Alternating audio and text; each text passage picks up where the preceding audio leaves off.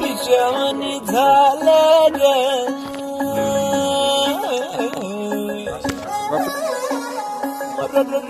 खुल्यावाणी झालं ग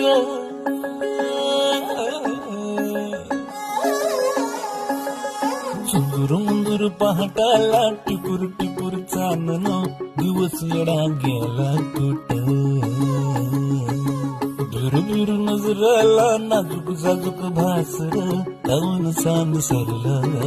कुठ पानावर पाया हाती आभाळ गाव तया अपसुक वारह नवा